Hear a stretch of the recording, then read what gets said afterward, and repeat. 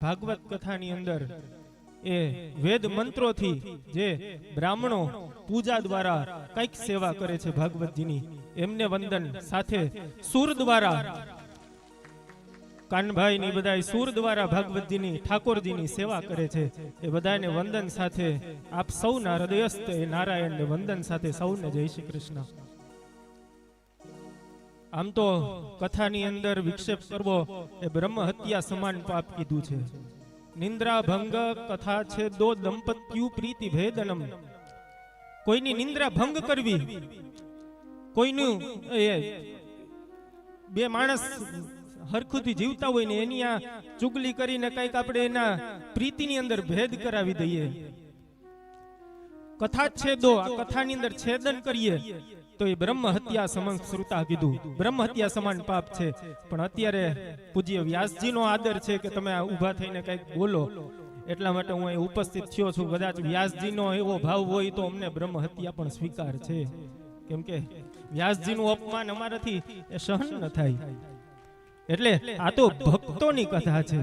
પૂજ્ય ભીખા બાપા તમે જોયું હશે કે કોઈ પણ ગામ હોય, અરે કોઈ પણ પરિવાર ગણો, અમારા શહેરોની અંદર તો કદાચ કોઈ સત્યનારાયણની કથાનું મુહૂર્ત લેવા આવે ને તો સત્યનારાયણની કથાનું મુહૂર્ત લઈ જાય, લિસ્ટ કરી જાય, કેળના પાન તોડી આવે અને 5 વાગે કથા હોય ને 1 વાગે ફોન આવે, ગોરબાપા કથામાં વિઘન આવી ગયું, આજ કથા નહીં થાય. કેમ તો કે ભાગ્યમાં નથી.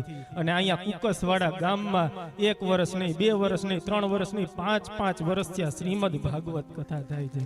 કોઈ ગામમાં 1 કથા ન થતી, જ્યાં અહીંયા 5 કથાઓ થાય છે. એનો મતલબ ભીખા બાપાનું ભજન કેવડું હશે તમે વિચાર તો કરો. પ્રમ દિવસની હું કથા સાંભળતો હતો, શાસ્ત્રીજી કહેતા હતા કોઈ બોમ્બે ના બેન હતા, એને ત્યાં સારા દિવસો નતા આવતા અને ભીખા બાપાની માનતા કરી અને તરત જ એને તત્કાલ સારા દિવસો આવી ગયા. આનો મતલબ ભીખા બાપાનું કઈક ભજન છે. એ ભજનને લીધે અહીંયા એટલા સત્કાર્યો થાય છે. વર્ણા નામ અસ્મિ બ્રાહ્મણ, શ્રીમદ ભગવદ ગીતા. ગીતાજી તમને ને મને સમજાવે કે વર્ણોની અંદર બ્રાહ્મણ, ક્ષત્રિય, વૈશ્ય અને શુદ્ર 4 વર્ણ છે. આ 4 વર્ણની અંદર હું કોણ છું તો કે બ્રાહ્મણ. વિભૂતિ છે ભગવાનની. તો પશુની અંદર ભગવાનની વિભૂતિ કોણ? પશુની અંદર ભગવાનની વિભૂતિ છે ગવામ. તિલમ નાસ્તિ ધાન્યમ ગવામ નાસ્તિ પશવઃ. એ તલ છે એ ધાન્યમાં નથી આવતા ને ગાય છે એ પશુમાં નથી આવતી. તો એ ગાય છે એ સાક્ષાત આપણા દેવતા તુલ્ય ગણી છે. તો આખા પંથકને મૂકીને માત્ર કુકસવાડા ગામમાં એવડી મોટી ગૌશાળા કેમ? આની પાછળ પણ મને ક્યાંક ભીખા બાપાનું ભજન લાગે છે. એ ભજનને લીધે આખા માંગરોળ, આખા પંથકમાં એક કુકસવાડા જેવું ગામ છે કે જૂનાગઢમાં પણ એની ચર્ચા છે. જૂનાગઢમાં પણ કોઈ એમ કહે કે કુકસવાડા કઈક ગામ આવ્યું છે, ત્યાં એક ગાયોની હોસ્પિટલ છે. તો આની પાછળનું એકમાત્ર કારણ હોય તો ભીખા બાપાનું ભજન છે. ભક્તોનું ભજન એ ગામને આગળ લઈ આવી દેતું હોય. ખાલી 10 મિનિટમાં 2 વાત કરીને હું મારી વાણીને વિરામ આપું, કેમ કે આપણે તો આજે નંદ ભયો કરવાનો છે. આજ તમે જોવા જાવ તો દુનિયાની અંદર ક્રિસમસ ડે છે, 25 ડિસેમ્બર ક્રિસમસ ડે. પણ કુકસવાડા ગ્રામમાં એ ક્રિસમસ ડે નહીં, કૃષ્ણા ડે છે. આજે કૃષ્ણા આવવાનો છે અહીંયા, એટલે અહીંયા આપણે નંદ ભયો ઉજવવાનો છે. પણ ભક્તોની એક વાત કરવી હોય તો સુરદાસજી પુષ્ટિ સંપ્રદાયની અંદર ભગવાનના કેટલા પદો લખ્યા. ભક્તોનું જોજો, ભક્તોનું કેટલું મહત્વ છે.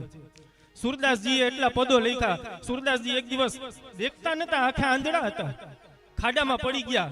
રાધા કૃષ્ણની યુગલ સરકાર એ વૃંદાવનના વનની અંદરથી આમ નીકળતી હતી અને સુરદાસજી હે હરી મને આ ખાડામાંથી બહાર કાઢ, આવું બોલતા હતા. આ રાધાજીના કાનમાં અવાજ પડી ગયો. કૃષ્ણને કીધું કે હે કૃષ્ણ, તમારો કોઈ ભક્ત બોલાવે છે, તમારે એનું મદદ કરવા જવું જોઈએ. કૃષ્ણ કે દેવી, ભક્તોની બહુ પડખે ન ચડાય. ભક્ત એકવાર પકડી લઈને પછી મૂકે નહીં, આપણે એની પડખે ન ચડે નહીં. ઓ સુરદાસજી છે બિચારો, તમારે એને કાઢવો તો પડશે જ. હવે વિચાર કરો, રાધાની સામે કૃષ્ણનું ન આયલું તો આપણું થોડુંક હાલે, આપણા ઘરનાની સામે. અને મને તો એવી જગ્યાએ ઊભો કર્યો કે જ્યાં માણસની બોલતી બંધ થઈ જતી હોય. પ્રાય મારું સાસરા પક્ષ છે આ બધું, એટલે અહીંયા તો ખરેખર માણસની બોલતી બંધ થઈ જતી હોય, ત્યાં મને બોલવા ઊભો કરી દીધો. એટલે અહીંયા રાધાજીની સામે કાંઈ હાયલું નહીં એનું કૃષ્ણનું. એટલે કૃષ્ણ ગયા કાઢવા માટે લાકડી દીધી. સુરદાસજી, હું અહીંનો ગોવાળિયો છું, એ ગાયો ચારતા ચારતા મેં તમારો અવાજ સાંભળ્યો. હવે આ લાકડી તમને આપું છું, લાકડી પકડીને તમે બહાર નીકળી જાઓ. જ્યાં લાકડી પકડી, જે માણસ આંધળો હોય ને એની બીજી બધી ઇન્દ્રિયો સતેજ હોય, એને ખબર પડી ગઈ કે આ ગોવાળિયો નથી, આ દ્વારિકાધીશ છે. પકડી લીધી અને કીધું કે ગોવાળિયા, તારામાં બુદ્ધિ નથી, હું સુરદાસ છું, કઈ લાકડીના ટેકે થોડો ઉપર આવી શકું. તો એક કામ કર, નીચે બેસી અને તારા 2 પગ મને દે, એ 2 પગ વડે હું 2 પગ પકડીને ઉપર ચડી જાઉં. અને જેવા કૃષ્ણએ પગ દીધા, પગ પકડીને કીધું કે હે, તું ગોવાળિયો નથી, તું દ્વારિકાનો નાથ છે, મને ખબર પડી ગઈ, હવે પગ મૂકીશ નહીં. કૃષ્ણએ રાધાજીને કીધું કે જોયું, ભક્તોની આ તકલીફ થાય, એકવાર પકડે એટલે મૂકે નહીં. કીધું કે નહીં, હું ગોવાળિયો નથી. તો કે નહીં, તું ગોવાળિયો નથી પણ દ્વારિકાધીશ જ છો. ત્યારે કૃષ્ણએ રાધાજીને કીધું કે હે રાધાજી, કોઈ પણ ભક્ત હોય ને એની એક નબળાઈ હોય, ભક્તની એક નબળાઈ હોય, નબળાઈનો ફાયદો ઉઠાવીને આપણે છટકી જઈએ. કઈ નબળાઈ? કે ભક્ત જ્યારે કીર્તન આવે ને ત્યારે તાળીઓ પાડવા માંડે. ભગવાનનો પરમ ભક્ત હોય એ કીર્તનની અંદર હાથ બાંધીને બેસી જ ન શકે, એનાથી તાળી પડાય જ જાય. એક કામ કરો રાધાજી, તમે કીર્તન ઉપાડો, કીર્તનમાં ઈ જ્યાં તાળી વગાડવા જાય તો હું પગ ખેંચી લઈશ. અને બરાબર રાધાજી એમ જ કર્યું, કીર્તન ઉપાડ્યું ને કીર્તનની અંદર તાળી ઉપાડવા ગયા કૃષ્ણ. સુરદાસજી પગ છટકાવી લીધા. ઈ પગ છટકા એટલે ખબર પડી કે ઓહો, કૃષ્ણના પગ તો છટકી ગયા. પાછા લેવા ગયા તો રાધાજીનું ઝાંઝર આવી ગયું હાથમાં. રાધાજીએ કીધું કે આ તો મારું ઝાંઝર લઈ ગયો. કૃષ્ણએ કીધું કાંઈ વાંધો નહીં, એક ઝાંઝરે રમી લેજો ને, રાસ રમવું છે આપણે. તો કે નહીં, ઝાંઝર વિના હું રાસ ન રમું, તમે ઝાંઝર લઈ આવી દો.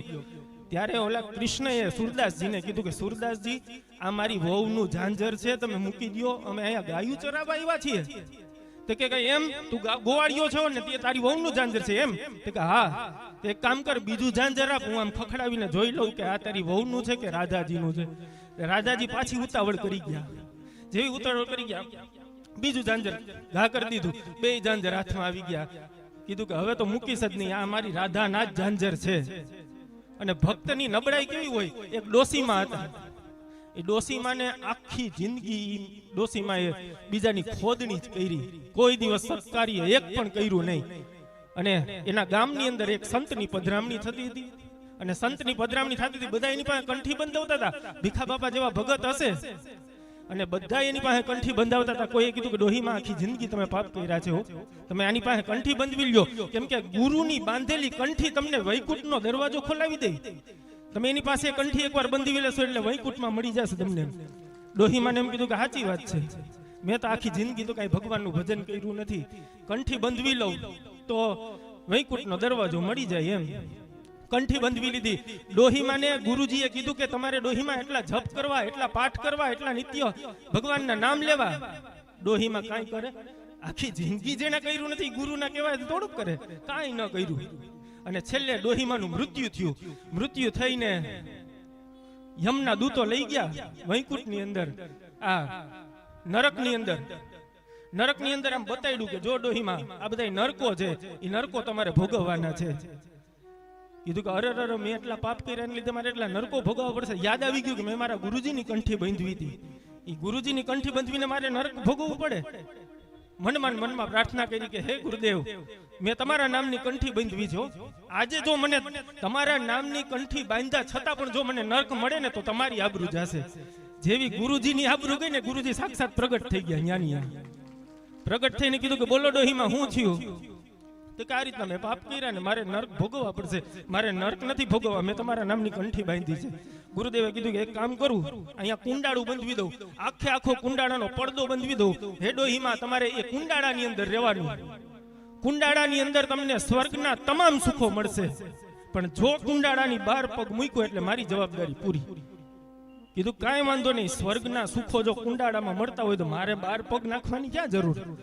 ડોહીમાં અંદર વયા ગયા, સ્વર્ગના સુખો એને મળ્યા. ડોહીમાને એટલા સ્વર્ગના સુખો મળ્યા. યમના દૂતોને એમ થયું કે આ ડોહીમાં આખી જિંદગી પાપ કર્યા અને એક ગુરુદેવની કંઠીથી જો એને સ્વર્ગના સુખો મળી જશે તો આ તો સમાજમાં ખોટો સંદેશો ફેલાશે કે માણસો પાપ કરીને ગુરુની કંઠી બંધવીને એ વૈકુંઠના ઓલા દરવાજે વયા જશે એમ.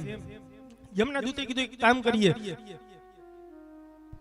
યુક્તિ કરીને ડોહીમાને કુંડાળામાંથી બહાર કાઢીએ. અને યમના દૂતોએ 4 ડોહીમાનું રૂપ ધારણ કર્યું. 4 ડોહીનું રૂપ ધારણ કરીને એ ડોહીમાનું કુંડાળું હતું, ત્યાં યમના દૂતો આવી ગયા. આવીને અહીંયા બજર બનાવવા માંડ્યા.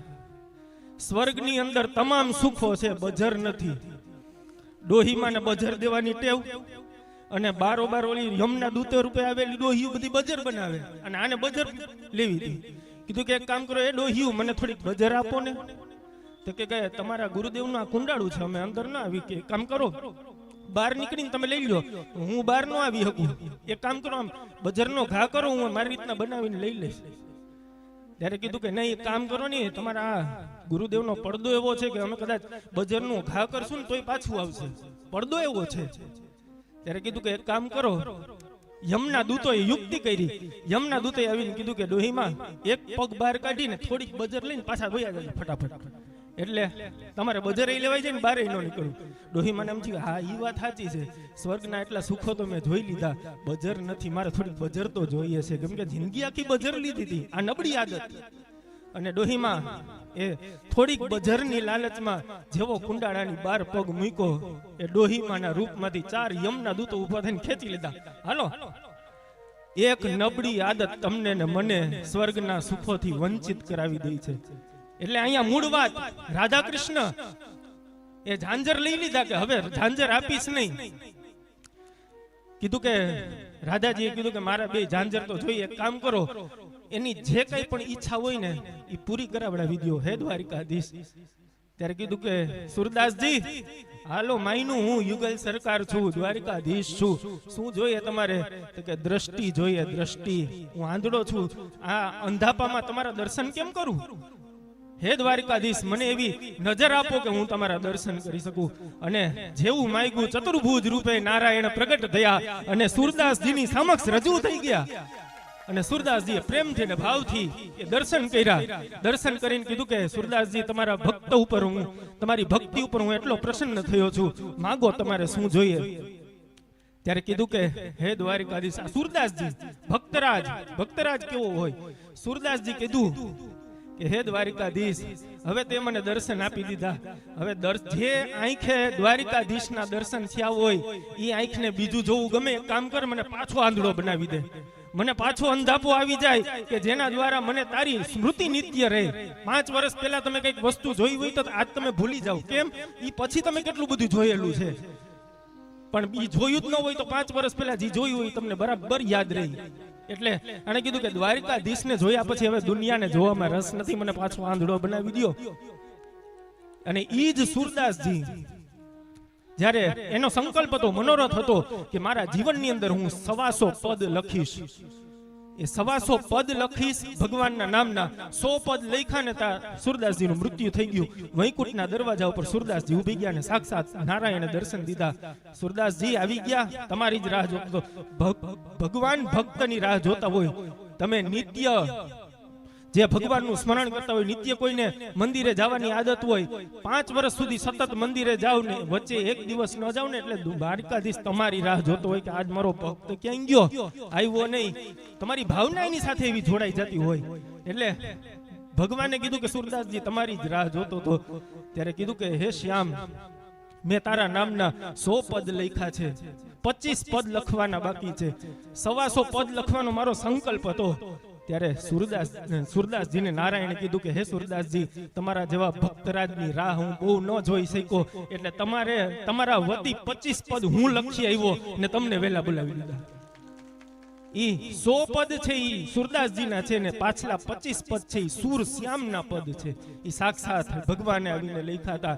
એટલે ભીખા બાપાનું જીવન મેં બહુ જોયું નથી, પણ અહીંથી હાલી હાલીને દ્વારકાધીશ પાસે જાતા હશે ત્યારે એ દ્વારકાધીશનું કરેલું હાલીને જવાનું ભજન તમને ને મને એટલી સંખ્યામાં અહીંયા ભેગા કરી દીધા.